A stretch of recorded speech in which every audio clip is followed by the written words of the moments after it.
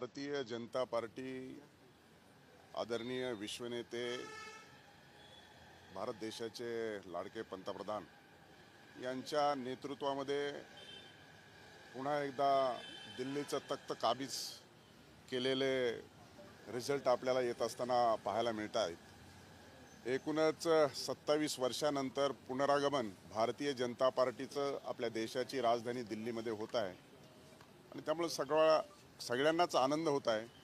वास्तविक पाहता संपूर्ण देशात भारतीय जनता पार्टी आणि एनडीए जिंकत असताना दिल्लीमध्ये हरत होते, ही शल्य भारतीय जनता पार्टीच्या कार्यकर्त्याच्या मनामध्ये होतं आणि अतिशय चांगल्या पद्धतीनं संघटन मजबूत करत लोकांच्या हिताचा मॅनिफेस्टो जाहीर केला।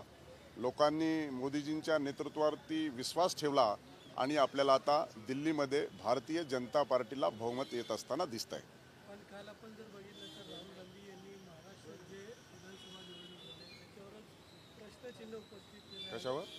विधानसभेत जे मतदान झालं 38 लाख, जे 2019 ते 2024 मध्ये जितके मतदार नोंदणी झाली त्याच्यापेक्षा अधिक मतदार नोंदणी लोकसभा ते विधानसभेच्या दरम्यान 5 महिने झाली। मला असं वाटतं की इलेक्शन कमिशन आणि प्रशासन आणि शासन त्यासाठी स्पेशल ड्राईव्ह आणि इनिशिएटिव्ह घेत असतं आणि मतदानात सातत्याने वाढ होत असते आणि काँग्रेसचं सातत्याने हेच राहिलं की रडका डाव आहे।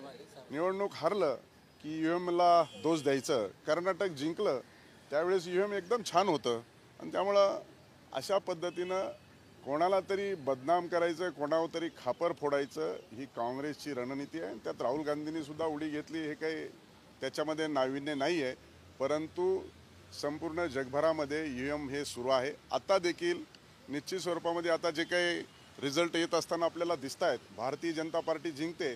थोड्या वेळानंतर हेच सुरू होईल की ईव्हीएममुळे हा विजय झालेला आहे। त्यांनी जो डेटा दिला ना सर 2019 ते 2024 असे महाराष्ट्राचा विचार केला तर 5 लाख मतदार वाढलेत आणि लोकसभा आणि विधानसभाचे 5 महिन्याचा गॅप होता, त्यात जवळपास 37 लाख। मग हे मतदार आले कुठून असा त्यांचा प्रश्न। मी तेच सांगितलं की जिंकत असलं की ईव्हीएम चांगला, बोगस मतदानाचा विषय येत नाहीये। इलेक्शन कमिशन एवढे मोठे प्रिसाइडिंग ऑफिसर, एवढी मोठी यंत्रणा लागलेली असते आणि त्या मतदार याद्या अपडेट करण्याचं काम सातत्यानं सुरू असतं आणि म्हणून त्यांना हरकत घ्यायची होती तर अगोदर का नाही घेतली? बोगस मतदान होतं तर त्या प्रारूप मतदार यादीला हरकत घ्यायला हवी होती। किती ठिकाणी हरकती आल्या। त्याच्यामुळे पराजय झालेला दुसऱ्यावरती खापर फोडणं आणि आपण कसे योग्य आहोत हे दाखवण्याचा काँग्रेसचा प्रयत्न आहे। दिल्लीच्या यशाचं श्रेय कोणाला देऊ? दिल्लीचं यशाचं श्रेय हे भारतीय जनता पार्टी, देशाचे आदरणीय पंतप्रधान नरेंद्रजी मोदी यांना आणि देशाचे अध्यक्ष JP नड्डा यांना हे श्रेय जातं। एक शेवटचा प्रश्न, पुण्यात आहात म्हणून आणि एवढी मोठी जबाबदारी तुमच्यावर आहे, पुणे शहराचा कायदा आणि सुव्यवस्थेचा प्रश्न ऐरणीवर आहे साहेब। खरं तर गेल्या अनेक दिवसापासून कोयता गँग असेल किंवा गाड्यांच्या तोडफोडीचं उदाहरण घेतलं तर 93 ठिकाणी तोडफोड झाली आहे। कसं बघता पुणे हे शांत आणि सुशिक्षित शहर म्हटलं जातं, आज मुख्यमंत्री आहेत पुण्यात,